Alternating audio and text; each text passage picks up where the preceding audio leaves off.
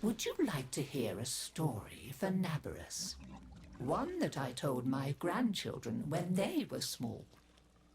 Very well. Long ago, in the Orokin days, a golden people lived in spoiled luxury. If a body wore out, why, they would take a new one as easily as plucking a maprico. Such was the mystery of the Kuva. So, what became of death and disease? Oh, they were abundant, but not for the Orokin. They were above petty death.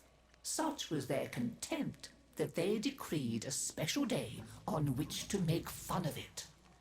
On Naberus, the night of memory, the shining people laughed at death. They dressed in costumes that recalled the old days of mortality. Skulls grinned, hallways guttered with demon lights. For one night, beauty was banished. Rot and monstrosity held sway. Now, on one very special Naberus, 3 pretty Orokin were bored, as Orokin so often were. Naberus no longer holds its magic for me, sighed one. Masks and costumes are for children, grumbled another. Why follow the crowd, mused the third. Are we not the very elite of the elite? Ha ha! Up, my Kissingtons, my luscious loves. Send for blue Kuva and hot lights. I have a sport that will mend all.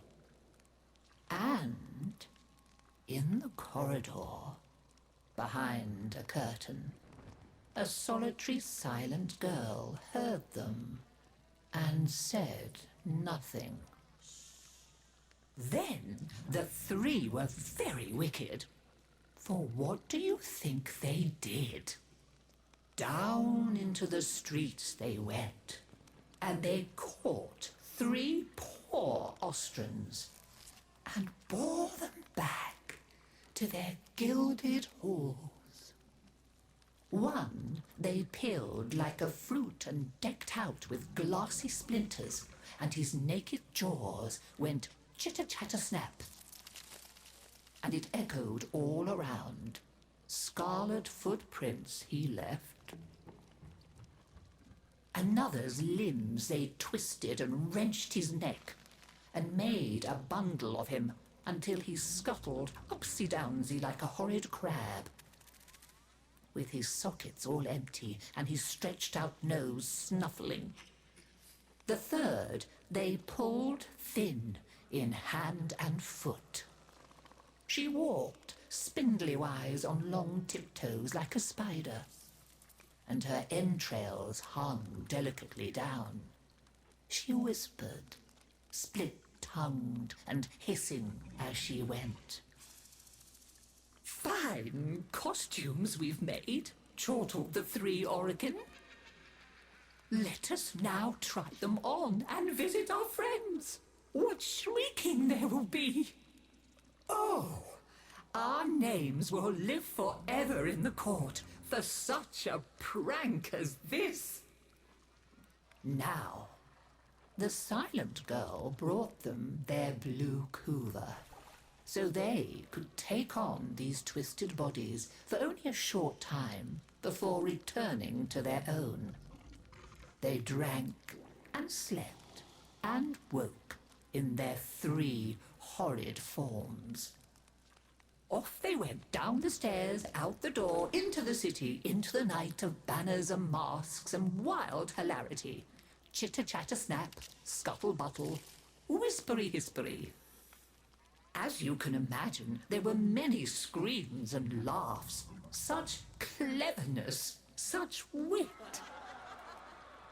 But in a high room of the tower, the silent girl looked at the faces of the 3 sleeping Orokin.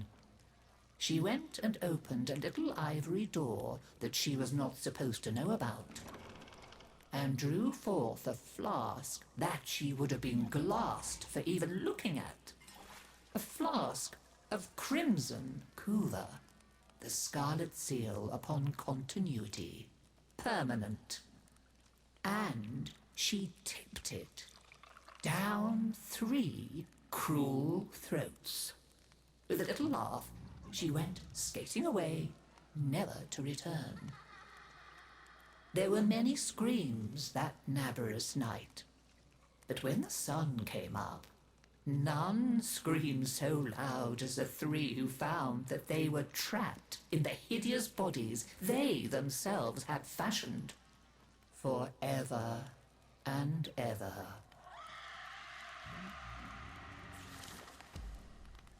So, listen carefully, Tenno, and beware, for you may hear them coming tonight. Whispery-hispery on long stalking bones, scuttle-buttle with his eyes all empty, and skinless, dripping-handed, chitter-chatter-snap. Happy Naberus!